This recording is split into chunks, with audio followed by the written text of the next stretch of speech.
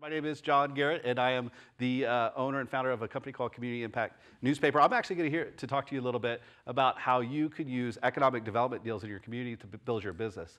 I'm going to talk about how we particularly built our headquarters that Dave had mentioned that he visited, and I hope it's helpful to you. We built it in Pflugerville, Texas, which some people say is a suburb of Austin. I say Austin is a suburb of Pflugerville. That's where I'm from, and my wife is from. My wife and I have three beautiful daughters, teenage daughters. Thank you in advance for your prayers.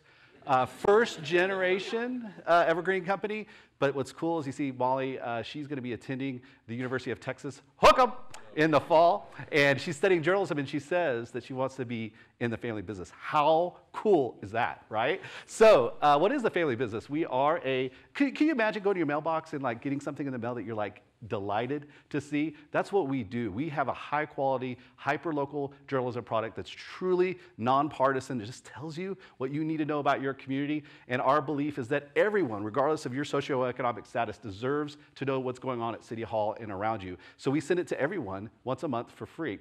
When the pandemic happened, we actually started a great email newsletter product that has just really taken off. And we're delivering over 170,000 daily emails a day because our people are like, hey, I want to get community impact in my inbox every single day. It's been a really cool, unexpected innovation that we've had. So enough about me. We're here to talk about you. So let's talk a little bit more about me.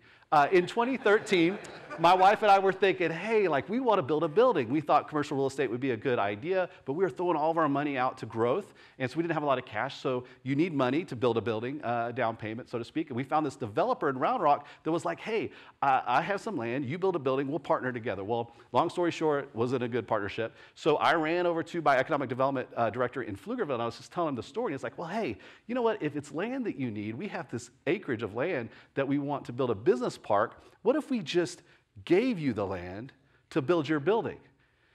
As a follower of Jesus, I believe in miracles, and I was like, best poker face. Let me think about that. That's an interesting idea. And so I went back to the office, and I typed in like some notes, and man, they did it. They gave it. Not only did they give me enough land to build our headquarters, they gave me enough land to eventually build that printing plant a few years later that we didn't even know we needed at the time. And we're at the corner of one of the hottest intersections in Austin. All development that's happening on 130, if you're familiar with the area, we're right there at the corner. It's been an incredible investment for me and my family to be able to build that building. And if you're ever in Austin, come check us out. We'll give you the tour.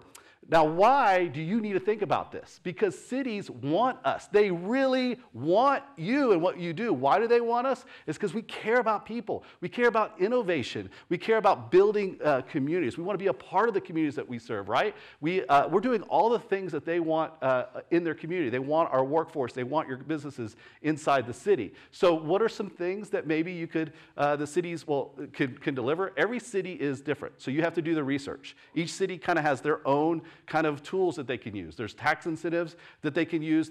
They have sometimes their own, individual things like land, or maybe they're near a rail station. If you're a manufacturer and you need access to rail lines, they can help you in ways that are unique to them and unique to their individual cities. They'll help you move your company. And in fact, you don't even have to build a building. You could go rent space, bring your workforce to these communities, and I've seen deals where they're either given up, $500 per employee, all the way up to $5,000 per employee for you to take your team and to make it happen there. So, to help you think about what are your next steps, first of all, what I would do if I were you, if you're interested in moving or thinking about investing in the long term, just know commercial real estate is actually an incredible investment. I know many of you already know that. I didn't even understand all the details of the tax advantages and how it really builds wealth long term until now. But I want you to know that you should look into it. And if you want to do that, reach out to the individual cities around you. There are a lot of suburb areas. They have ways that they raise money, either through sales tax or just different mechanisms, and just go talk to them. Before you talk to them, though, build your story. And, we all have this story to tell about what we're doing and what we're building. You want to be inspirational, obviously, about what you're doing and what you're building. Get that ready and, man, tell that story. These economic development leaders, they've got to sell their story to the city officials about why you're a great company, so have that ready. Go and visit with multiple communities. You're going to learn all sorts of stuff, like different tools that you didn't even know existed, like maybe this city can do this. Well, hey, maybe you can do this for me too, because this city over here says that they could do that if that's a better route for you. One of the great exercises that we did is we actually mapped our employees. We were concerned about the location we were going to.